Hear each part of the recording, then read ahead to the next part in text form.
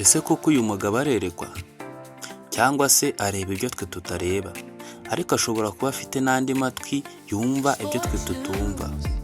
Uyu ni umugabo w'Umudage w'umuhanga cyane mu by'imibare ndetse n'ubukungu, mathematics and economy. Uyu mugabo mbere y'uko igikombe cy'isi gitangira, ibyo yavuze byagarutsweho cyane mu binyamakuru. Uyu mugabo yavuze ko igikombe cy'isi cya 2026 kizatwarwa n'ikipe y'igihugu y'Ubuholandi. Ikipe y'igihugu y'Ubuholandi ni imwe mu makipe adafite amateka meza cyane mu gikombe cy'isi, dore ko yageze kuri finali z'igikombe cy'isi inshuro 3 zose ariko ntagitwaremo inshuro n'imwe.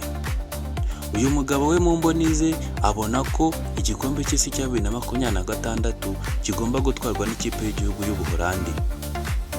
Ikintu cyakanze abantu ndetse kigakomeza kubatangaza ni uburyo uyu mugabo guhera muri 2014 yagiye avuga amakipe azatwara igikombe cy'isi kandi bikaba. Muri 2014 uyu mugabo Joachim Clement yavuze ko ikipe y'igihugu y'Ubudage ari izatwara igikombe cy'isi.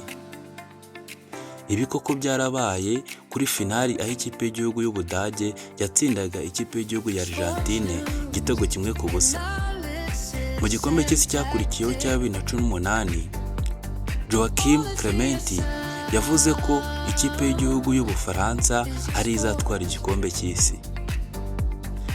Abantu bose turabyibuka, dore ko muri 2018 ikipe y'igihugu y'Ubufaransa koko nk'uko yabivuze yaje gutwara igikombe cy'isi. Joachim Clement kandi mu mwaka wakurikiyeho nyuma y'imyaka 4 muri 2022 yavuze ko ikipe y'igihugu ya Argentine ya Lionel Messi ariyo izatwara igikombe cy'isi. Ibi koko byarabaye ku gikombe cy'isi cya 2022 ubwo ikipe y'igihugu ya Argentine yatsindaga ikipe y'igihugu y'Ubufaransa muri penalite igahita yegukana igikombe cyayo cy'isi. Uyu mwaka Joachim Clement abantu bose biteze ko ndetse abenshi biringiye ko ibyo yavuze bishobora kuzaba byo. Gusa we avuga ko abantu badakwiye kwizera ibyo yavuze, kandi akavuga ko ibyo yavuze ari nko guterera igiceri hejuru mu kirere. Igiceri iyo gitereye mu kirere biba bishoboka yuko cyagwa hasi cyaguye ku mutwe cyangwa se kikagwa ku kindi gice. Ufashe urugero ku giceri cy'ijana, birashoboka ko igiceri wagiterera hejuru cyamanuka cyagwa hasi ugasanga hari ahanditse 101 n'amazeru 2 no hari hejuru cyangwa se hagiye hasi. Ibi yabibabwiraga agira ngo abantu be kwishyiramo ibyo yavuze ndetse be kubyizereramo cyane. Gusa nubwo uyu mugabo ibi byose abibwira abantu, ntibikuraho ko abantu bakomeza kubona mu mboni zabo koko ibyo yavuze bishoboka.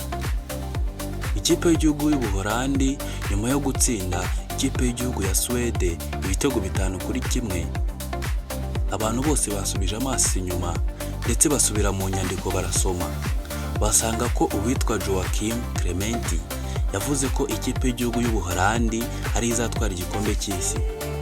Abantu bose batangiye kwibaza koko niba ibyo yavuze bizaba. Gusa ibi banabishingiyeho bavuga ko kuba ikipe y'igihugu y'Ubuholandi yatsinze 5-1 ikipe ya Sweden yari yaratsinze Tunisia ibitego 5-1 nayo ari ikimenyetso cy'uko bishoboka ko ikipe y'igihugu y'Ubuholandi ishobora kuba igiye gukora akantu muri iki gikombe cy'isi. Icyo abantu bose bakomeje kwibaza ndetse bakomeje guhanga amaso, bakomeje kwibaza niba koko ikipe y'igihugu y'Ubuholandi ariyo igiye gutwara igikombe cy'isi. Ese koko ni ukubera iki uwitwa Joachim Clement atagaruye ikipe y'igihugu ya Argentine yatwaye igikombe cy'isi cy'ubushize, cyangwa se ngo agarure ikipe y'igihugu y'Ubufaransa, cyangwa se ngo agarure ikipe y'igihugu y'Ubudage mu makipe agomba kwisubiza iki gikombe? Mu mboni ze we ntago abibona. We mu mboni ze abona ikipe y'igihugu y'Ubuholandi ariyo igomba gutwara igikombe cy'isi. abashakashatsi bakomeje gusoma byinshi ndetse bakomeje kwibaza kuri iyi mvugo ya Joachim Clemente. Ibinyamakuru bikomeje kwandika byinshi ndetse binibaza ndetse binatega iminsi iyi mvugo. Gusa ibi byose bikubiye mu kintu kimwe cyitwa igikombe cy'isi. Ese urimo urareba igikombe cy'isi? Ese urimo urareba uburyo Ubuholandi buri gukina? Ese niba uri kubireba urabona koko ibyavuzwe na Joachim Clemente bishoboka? Ibyo nibyo nibaza. Iki cyari icyegeranyo kivuga ku mugabo witwa Joachim Clemente ndetse ukomeje kuvuga mu binyamakuru byinshi, ndetse anavuga ko ibyo yavuze bishobora kuzaba, cyane ko n'ibyo yavuze mu bikombe 3 by'isi biheruka byabaye. Ese koko uyu mugabo Joachim Clemente ibyo yavuze nibiba uyu mwaka igikombe cy'isi kigatwarwa n'ikipe y'igihugu y'Ubuholandi, abantu bakomeze bizera ibyo avuga? Ese koko bibaye yaba ari ubuhanga bwe bwite ku giti cye, cyangwa se hari izindi mbaraga zaba zibyihishe inyuma? Ibyo nibyo byibazwa na buri wese. Gusa imikino irakomeje kandi igeze aho bishyushye. Ubuholandi bwo bwamaje kwerekana ko iki gikombe cy'isi bufite byinshi byo gutanga nyuma yo gutsinda ikipe y'igihugu ya Suwede 5-1. Amatsiko ni menshi ndetse n'ibyo kureba ni byinshi mu gikombe cy'isi. Icyo nakubwira cyo, amaso yawe yagumize ku gikombe cy'isi ndetse no kumva umupira uwumve, hanyuma utegereze koko ibyavuzwe na Joachim Clemente niba bizaba cyangwa se hazaba ibitandukanye n'ibyo yavuze.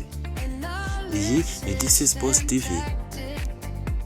Iki cyari icyegeranyo kivuga ku mugabo w'umuhanga mu by'imibare ndetse n'ubukungu, akaba ari we Joachim Clemente.